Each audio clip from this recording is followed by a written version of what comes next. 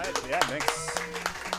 The SpeedGaming event's been awesome, and huge thanks to you guys behind the scenes. Huge thanks to RGL. This is a really great experience. Thanks to you, Lanks. Yeah, well, you know, thanks, Enemy.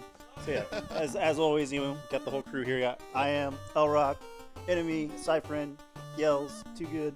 I don't know where AK is right now, but he'll be back. Yeah. It's all good. But anyway, I'm going to reset this. I'm going to explain something. So, a player by the username of Moo Mooney discovered that if you let the demo play and then press start, then the RNG in this game is no longer in existence. Like, the boss patterns are all set. You know what they're going to do. And it really changed the way this game can go. But anyway, I'm going to hit start now, and I'll give a countdown, and we can start the timer. So, 3, 2, 1, go. Yeah, Chip. So this is a really fast-paced, fun speedrun. If you've ever thought maybe you wanted to get into NES speedrunning, I would highly recommend starting with this game because it can be about as challenging as you'd like it to be. And I just died. That was great. So those first jumps are actually quite tough to pull off well. I didn't think I was going to die like that early. I figured I would die higher up if I did, but there is a rhythm to it, and I should maybe play it a little safer this time. We'll see what happens. There we go. There's one more set of those jumps, but they're a little less treacherous. So you're going to see on this stage, though, and throughout this run, oftentimes, you purposely get your health all the way down just because it's faster to damage boost through some enemies than it is to wait for them. And I've already screwed that up, so we're not going to do all the damage boost. I'll do this one, but I'll skip this one.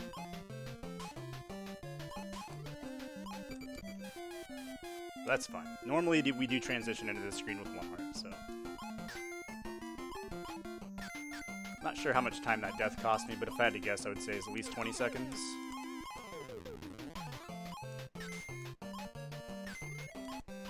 So the boss fights in this game are kind of interesting. You have this ball that you throw at them, and this first boss isn't so bad, except I inverted the pattern there, but it's still die. It's fine.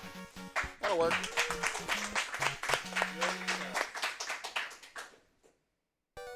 I like to race and see how many boxes I can get here. There's no point to it, but it's fun. And then, yeah. So here you want to drop down so that mouse runs forward, and that's really important because he'll chase you across the whole screen and cause a bunch of lag.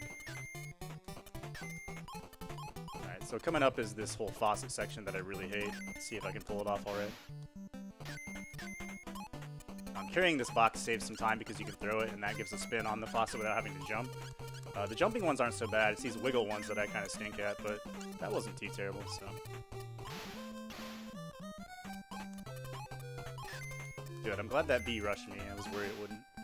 Or fly, or whatever you want to call it. So... something, it's a fly. Yeah, exactly. So this part used to be pretty annoying because...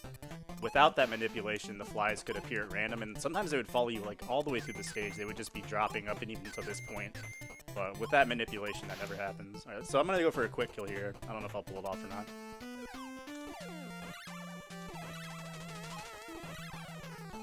I think I might have got it. Nope. Oh, so close. I was very, very shy. Good try, man. Just a tiny bit too slow on that toss.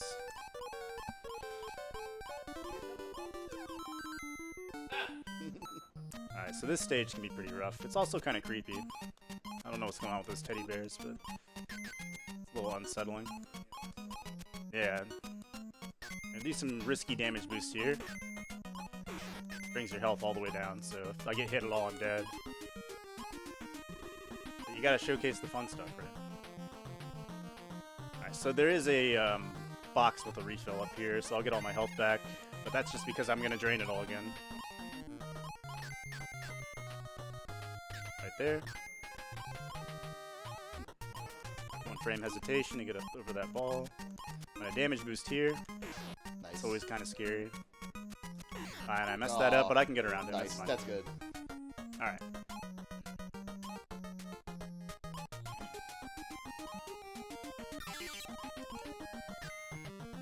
Grabbing that box saves a couple frames, so... Not that it matters when you've taken a 20-second death on stage 1, but... Alright, so now we got the robot boss.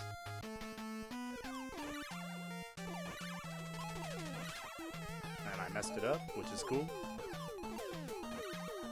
That's just from being impatient, but it's fine.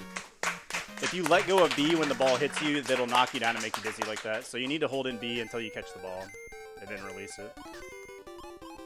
I missed a box. Sadness. I'm gonna go for some tough skips here. It's called the Joker boost to see if I can get it. You got a damage boost off both of these. Nope, not happening. So I'm supposed to get knocked to the right rather than the left, but that's fine. I can just damage boost off this one now. Damn it. Well, we're not. Went the wrong way there, too.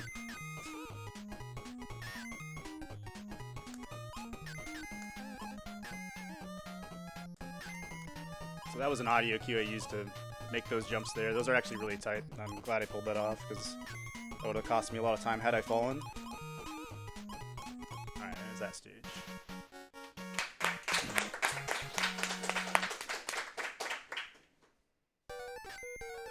The two-player run for this game is really interesting. These pedals actually do matter, but in the one-player run, you don't have to worry about any of that nonsense. But I do recommend checking out the two-player world record for this game. It's really fun to watch. I think Sinister and General Andrews have it down to like 9:24 now.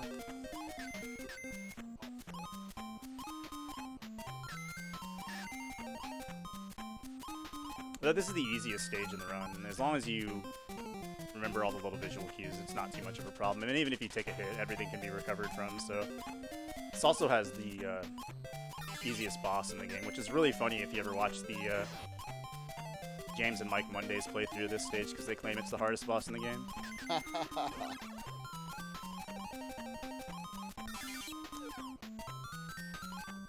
Here you just gotta make a couple of tight jumps over these like rhinoceros football dudes. And then here I'm gonna jump immediately right there to spawn that fly, or make it rush me rather, just so it's out of the way. And then the boss is about to come up here. It's Casino Cat. Hardest boss in video game history according to James and Mike. As you can see, it's quite difficult. And it's dead. Wow. That's impossible.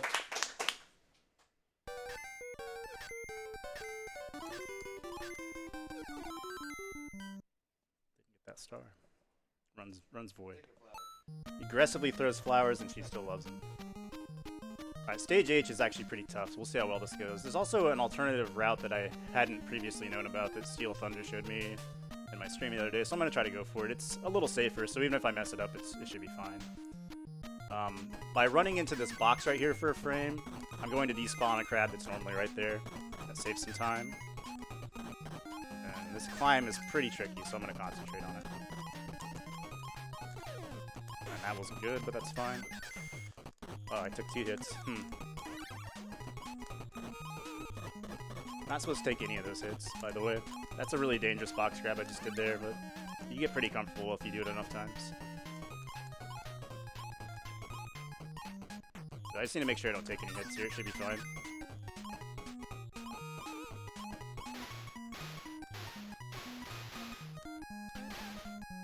I don't know what those bears do. They're like boogers or something.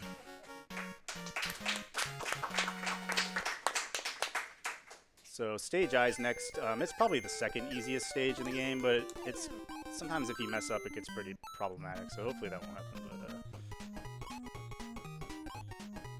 just gonna grab this box right here because I need to hit certain pelicans. This one you just damage boost off. There is a frame perfect jump that you can do to make it over it, but it is really not worth it.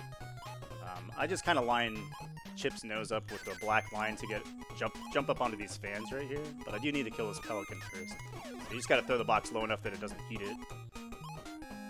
But yeah, this wind blowing you back kind of throws off your judgment at first. It's a little weird to get used to the first times you kind of try speedruns of this, but once you get the hang of it, it's not bad. Here you can just walk off and then jump off the end of the box. There's a little bit of tight platforming right here, but it's nothing too crazy. We are gonna get Zipper right here, and he's gonna help us just blitz through this whole area, so you can actually walk on these tacks and stuff. You don't have to worry about it. And I'm gonna go for a quick kill on this boss. We can see if I can pull it off or not.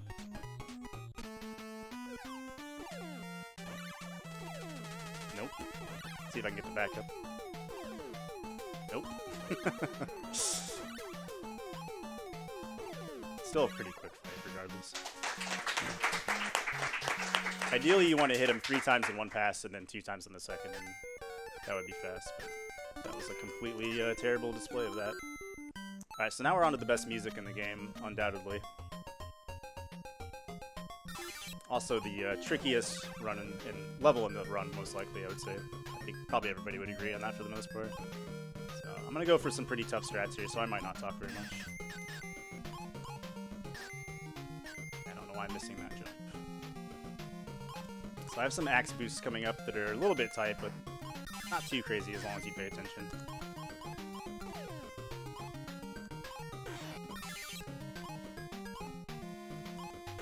It's a really dangerous box grab right here I'm going to go for. Got it. There is a faster strat than that too, but this is fine. Need that acorn there. I'm going to damage boost here. Kill this gator. And try to damage boost here. There we go. Alright, and last hit on Fat Cat will be time.